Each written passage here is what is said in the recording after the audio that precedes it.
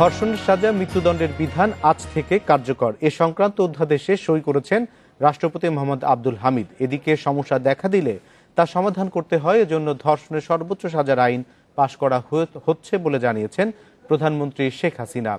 এসব বিষয় নিয়ে কথা বলতে রাজধানী ধানমন্ডি থেকে আমাদের সঙ্গে যোগ দিচ্ছেন সুপ্রিম কোর্টের আইনজীবী নাহিদ সুলতানা। নাহিদ সুলতানা, এডিটর স্পিক, আপনাকে স্বাগত জানাচ্ছি। সারা দেশেই দেখেছি আমরা যে ধর্ষণের বিরুদ্ধে যে প্রতিবাদ উঠেছে সাম্প্রতিক কয়েকটি ঘটনার প্রেক্ষিতে, এবং এমন অবস্থায় বেশ অল্প সময়ের মধ্যেই সরকার আইনটি সংশোধন করে ধর্ষণের সর্বোচ্চ শাস্তি মৃত্যুদণ্ডের বিধান করলো। আপনার কি মনে হয় যে এতে ধর্ষকরা একটু ভীত হবে অথবা ধর্ষণের সংখ্যা কমে যাবে, নাকি বিদ্যমান ব্যবস্থায় যা কিছু আছে সেই কাঠামো আরো কড়াকড়ি করার দরকার বলে আপনি মনে করছেন? ধন্যবাদ। আজকে যে বিধানটি রাষ্ট্রপতি স্বাক্ষরিত যে বিধানটি মৃত্যুদণ্ডের বিধানটি যে কার্যকর হলো, সেটা নিঃসন্দেহে উদাহরণ। কিন্তু আমি মাননীয় প্রধানমন্ত্রীও এই বিষয়ে বলেছেন। আমি এটা মনে করি যে এই সরকারের সময় দাবির মুখে এই রকম একটা বিধান এসেছে, কিন্তু মৃত্যুদণ্ডের বিধানের জন্যই যে ধর্ষণ কমে যাবে আমি অন্তত এটা পুরোপুরি মনে করছি না। কারণ মৃত্যুদণ্ডের বিধান যখন আসে, যখন নারী ও শিশু নির্যাতন আইনের মামলা হলে যখন রায় হবে, মৃত্যুদণ্ড যখন হবে ট্রাইব্যুনালে, তখন দেখা যাচ্ছে যে আবার যখন এটা আপিল হবে হাইকোর্টে আপিল করার সময় মিনিমাম 5 বছর লেগে যাবে, এবং 5 বছর পরে তারপরে যখন সেটা আবার যদি দণ্ড বহাল থাকে তখন অ্যাপেলেট ডিভিশন যাবে, আপিল হবে ওখানে। তো সেখানেও কিন্তু আবার 5 বছর, মিনিমাম 10-12 বছর লেগে যাবে। তো সেই ক্ষেত্রে মৃত্যুদণ্ড তো কার্যকরের ক্ষেত্রে কিন্তু দীর্ঘস্থিরতা থেকেই যাবে, এবং এই সব সময়ে দেখা যাচ্ছে যে মৃত্যুদণ্ড যত বেশি মানে কঠিন হয়, তখন দণ্ড কঠিন হলে আসামির কিন্তু বের হয়ে যাওয়ার একটা মানে পুঙ্খানুপুঙ্খ বিচার এবং একটু বের হয়ে যাওয়ার সুযোগও সৃষ্টি হয়ে যায়। তো সেই ক্ষেত্রে এই যে আমাদের একটা দাবি উঠেছিল যে ধর্ষণ বন্ধ করতে আমরা মৃত্যুদণ্ড চাই, এবং এই মৃত্যুদণ্ড চাই, এই দাবিটা যখন আসলো তখন কি হলো, মৃত্যুদণ্ডের পাশাপাশি কি যেন হয়ে গেল। তখন দেখা গেল সরকার মৃত্যুদণ্ড চায় ধর্ষকদের, এরকম করতে করতে দেখা গেল সরকার পতন চায়, শেখ হাসিনা 1, 2, 3, 4 এরকম ধরনের অনেক কিছু স্লোগান আসলো, আমরা দেখেছি বিভিন্ন টিভি মাধ্যমে। তো যখন আমাদের মূল দাবি ছিল ধর্ষণের, এই ধর্ষণের দাবির মধ্যে কিভাবে চলে আসলো সরকার পতনের, এবং কোথায় কারা এর ভিতরে জড়িত হলো, যে এই মূল জিনিসটা থেকে একটুখানি সাইডে চলে গেল, এবং সেখানে তারপরেও তো আমাদের এই সরকার জনবান্ধব সরকার, তাই গুরুত্ব সরকারের মৃত্যুদণ্ডটা বহাল রাখলেন। সুলতানা, আপনার বক্তব্যে আপনি যেমনটি বলছিলেন যে এই ধর্ষণের রায় হতে হতে এবং তারপর যদি আপিল হয় সেক্ষেত্রে প্রায় 10 বছরের মতন সময় চলে যাবে। সেই ক্ষেত্রে কি আমরা দেখেছি যে অ্যাসিডের ঘটনার সময় দেখেছি যে দ্রুত বিচার করার জন্য সেখানে মৃত্যুদণ্ডের বিধান রাখার ফলে অ্যাসিডের সেই সংখ্যা কিন্তু কমে গেছে, অ্যাসিড নিক্ষেপের। অর্থাৎ এইখানে কি দ্রুত বিচার ট্রাইব্যুনাল বা এরকম কোনো কিছু করার সুপারিশ কি আপনি করতে চান? আমি এইটা বলতে চাই যে নারী ও শিশু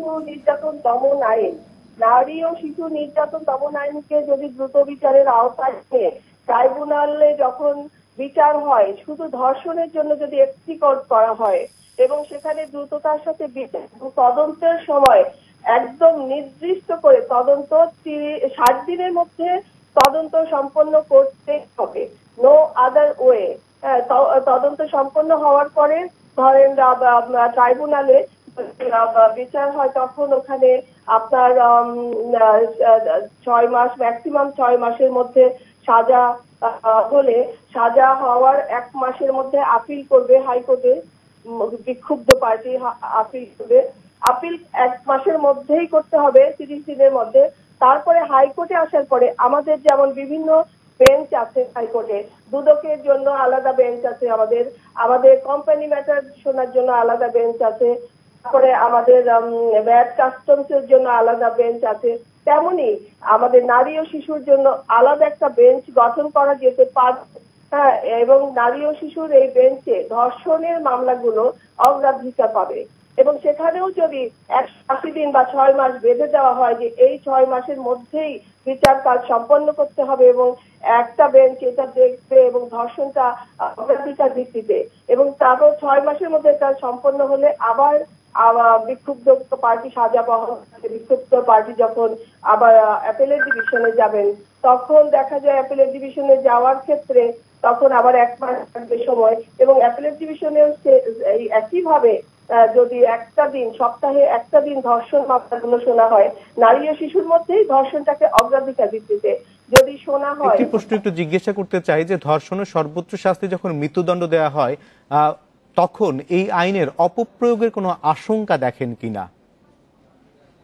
আশঙ্কা দেখা যায় যখনই মৃত্যুদণ্ড দেওয়া হয় তখন ধর্ষণের ক্ষেত্রে দেখা যায় যে যাকে ধর্ষণ করছে মামলা হবে, জীবন বিপন্ন হবে, আচ্ছা আমি এখানে খুনই করে ফেলি, এটা একটা হতে পারে। আরেকটা হতে পারে যে দীর্ঘসূত্রিতার জন্য যোগ সাজস যেটা সেটা করে ফেলতে পারে। এবং সর্বশেষে যখন দেখা যায় যে অ্যাপিলেট ডিভিশনে তার শাস্তি মৃত্যুদণ্ড বহাল হলো, তখন একটা অপশন থেকে যায় যে রাষ্ট্রপতির কাছে ক্ষমা ভিক্ষা। হ্যাঁ, তো এই রাষ্ট্রপতির কাছে যখন ক্ষমা ভিক্ষা হবে তখন এই যে রাজনৈতিক বিবেচনায় যদি কখনো বের হয়ে যাওয়ার পথ সৃষ্টি হয়, তো সেই সব ক্ষেত্রে আমাদের কিন্তু অনেকগুলো বিষয় চিন্তা করতে হবে যে সাক্ষী সুরক্ষা আইন, সাক্ষীদেরকে আনতে কিন্তু অনেক সময় লেগে যায়, তো সাক্ষী সুরক্ষা আইন কিন্তু আমাদের দেশে নাই।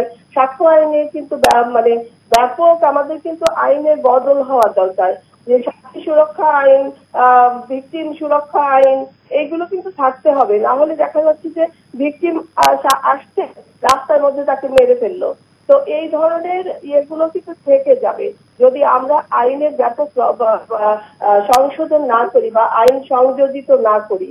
তো এই ধরনের এগুলো থাকবে মানে মানুষের কিন্তু জীবন বিপন্ন হওয়ার পসিবিলিটি বেড়ে যায়, কারণ যখন মৃত্যুদণ্ড হচ্ছে আমি মরেই যখন যাব তখন কিন্তু এই স্টেপটা নিতেই পারে তারা, এবং আরো হয় কি যে প্রভাবশালী যারা তারাই কিন্তু সাধারণত ধর্ষণ করে মনে করে যে আমি পার পেয়ে যাব, এবং যারা ধর্ষণ করে তাদের পরিবাররাও সাধারণত প্রভাবশালী হয়ে থাকে। আর মেয়ে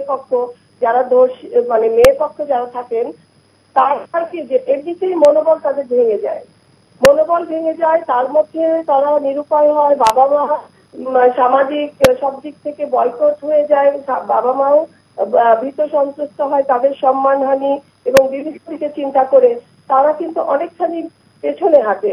তারা কিন্তু আদালতের দ্বারস্থ হতে তখন ভয় পাবে, হবে যে আমি যদি এখন একটা মামলা দেই তখন দেখা যায় আমার পুরো পরিবার সহ একটা হুমকির মুখে পড়ে যায়। তো এইসব ক্ষেত্রে আমার মনে হয় আইনটা দ্রুততার সাথে মানে সম্পন্ন করা, আইনটাকে আমরা প্রয়োগটা বাড়ানো। আমাদের এখন 1% আপনার এই বক্তব্যের সঙ্গে আমরাও পুরোপুরি একমত। আইনে যেন যথাযথ প্রয়োগ হয় সেটির ব্যাপারে যেন নজরদারি আর একটু বাড়ানো হয়। আপনাকে অনেক ধন্যবাদ আমাদের সঙ্গে যুক্ত হয়ে এই তথ্যগুলি জানানোর জন্য।